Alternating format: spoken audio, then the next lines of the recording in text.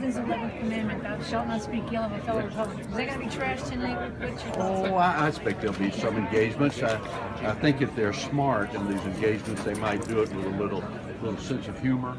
But I think that John Kasich is going to focus on his own message and his own experience and why he wants to be president and why he has the background and experience to be the kind of president America needs right now.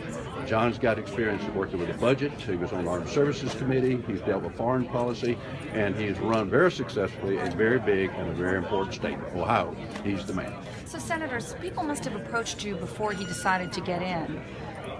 Where were you thinking of going before? Well, as I said, I know a lot of these candidates, and several of them are longtime good friends. I served in the Senate with Rick Santorum. He was on my leadership team. I love Huckabee. He was a neighboring governor over there in Arkansas. I like Marco Rubio. I could just go down the list. There's a lot of them I like and admire. But when I looked at the whole lineup, and I look at the credentials that John brings, and what I saw with John. I mean, John was there when we got the agreement out of Bill Clinton to balance the federal budget and to cut taxes and to create a surplus.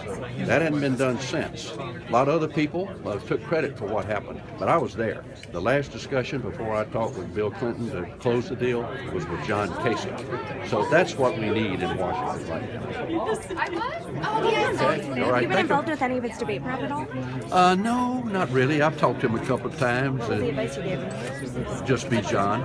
And he comes across, he's got a blue-collar background. He comes across as sort of an all-shucks guy. People, I think it's very endearing. People like that about him. And he's also, when he's asked tough questions, he doesn't duck them. He gives a message from the heart. People like that. I think he's got a vision of where he wants and thinks America should go. I think people like that. So that's what he's going to talk about. What he has done, who he is, what his experience is, and what he wants to do with America. There are quite a few other candidates that fit this similar profile, sort of the Midwestern governor. But none of the rest of them have the breadth of experience of John Kasich. House of Representatives, chairman of the Budget Committee, Armed Services Committee. He was worked for defense reforms. He's been in the private sector, including the media. He's a governor of a very big, important state where he has done a marvelous job, got 60% approval. Nobody else in this race has congressional, business, and gubernatorial experience. Some of them have a little of this. We got some senators, former senators, governors, former governors.